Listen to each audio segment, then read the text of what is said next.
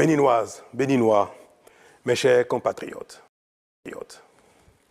je m'adresse à vous ce soir parce que notre pays a vécu aujourd'hui des événements d'une gravité extrême. En effet, un groupuscule de soldats, sous prétexte de revendications fallacieuses, a entrepris une mutinerie à l'effet de s'attaquer aux institutions de la République et de déstabiliser notre nation en remettant ainsi en cause l'ordre démocratique. Salut les gens. Par rapport au coup d'État du Bénin qui a été déjoué, on remercie Dieu pour ça. Sur les réseaux, on constate qu'il y a des gens qui ont jubilé, qui ont été heureux de savoir qu'il y a eu un coup d'État au Bénin. Et c'est vraiment triste de voir que la majorité de la population africaine se laisse encore manipuler ou bien sont dans les émotions, se laissent emporter par leurs émotions. Ce coup d'État au Bénin n'avait pas lieu d'être. Je m'explique. Si le coup d'État du Bénin avait réussi, ceux qui allaient prendre le pouvoir, ce ne sont pas des gens qui ont les mêmes visions que ceux qui sont à la tête dans les pays de l'AES. Parce que le président du Bénin, il travaille. Il a donné un autre visage au Bénin. Ce qu'il a effectué en 10 ans, tous ceux qui l'ont précédé en 55 ans, qui ont totalité une période de 55 ans, n'ont pas effectué le 1/10, peut-être même le 1/20 de ce qu'il a pu réaliser en 10 ans.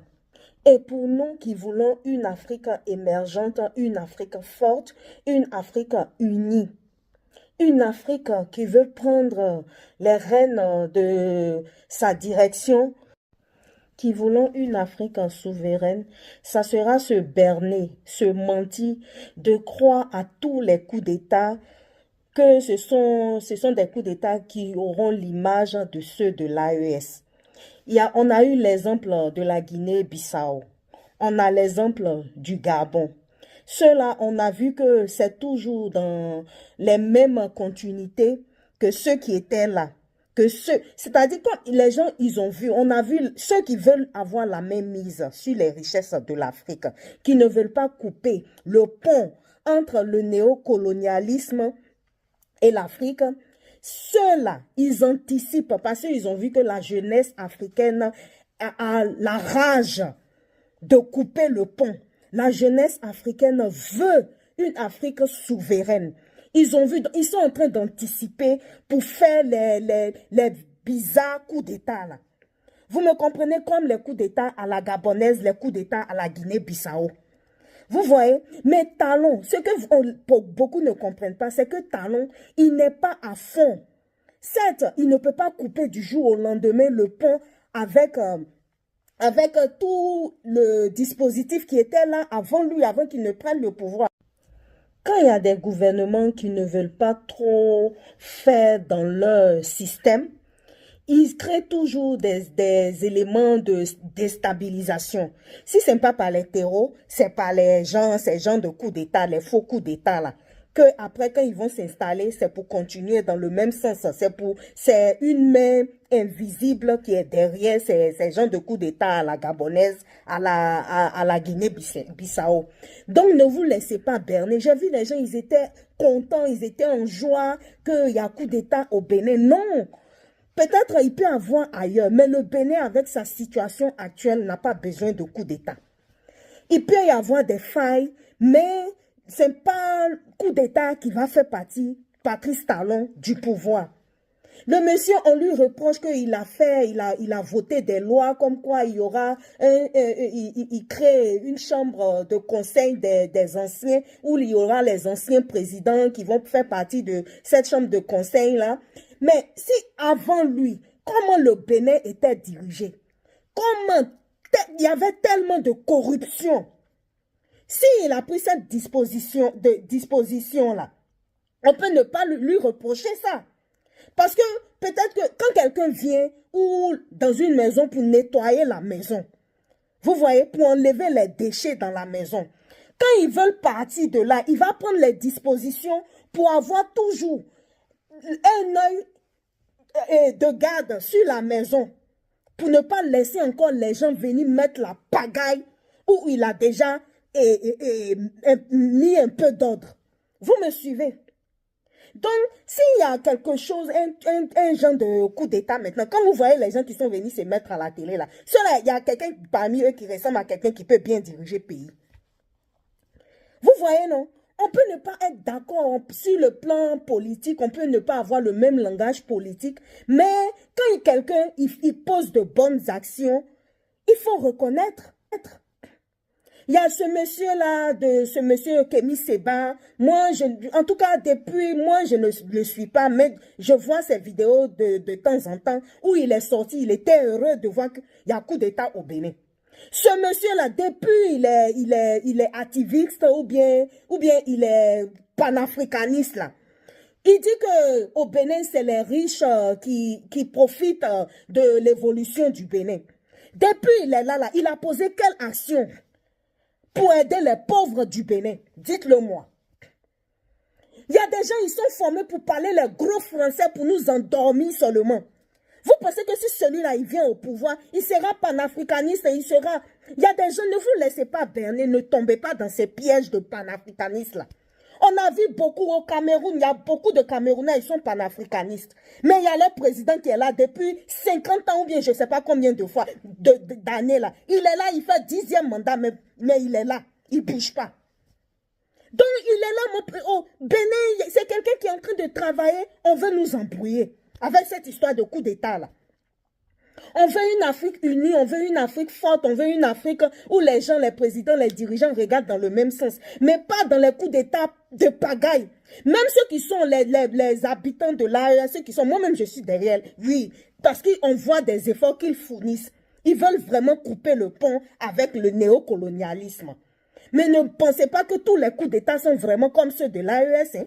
Ne tombez pas dans les pièges. Vous voyez, non? De toutes les vidéos sur lesquelles je suis tombée, ou les présidents même de l'AES, les gens qui dirigent l'AES là, mais ils tiennent des discours d'apaisement. Ils veulent que les autres, ils veulent parler le même langage avec les autres dirigeants de l'Afrique. Mais c'est pas comme sur les réseaux sociaux, oui, les gens ont déjà détecté qui sont derrière, ils ont déjà commencé à citer qui sont derrière les coups d'État, les détectives des réseaux sociaux. Mais arrêtez ça. N'envenimez pas la chose, ne venez pas ajouter dans les fractures pour augmenter la fracture entre les peuples africains. Ouvrez vos cerveaux. Ne vous laissez pas tomber dans les discours de division. C'est ça. On a besoin d'une Afrique unie. Ne vous laissez pas tomber dans les discours de division que oui, ce sont les gens de l'AES qui sont derrière le coup d'État. Vous en savez quoi? Laissez les gens travailler, laissez ceux qu'on les a attrapés là, laissez-les. Ils vont faire les enquêtes pour trouver qui est derrière. Pour le moment, n'envenimez pas les choses sur les réseaux sociaux.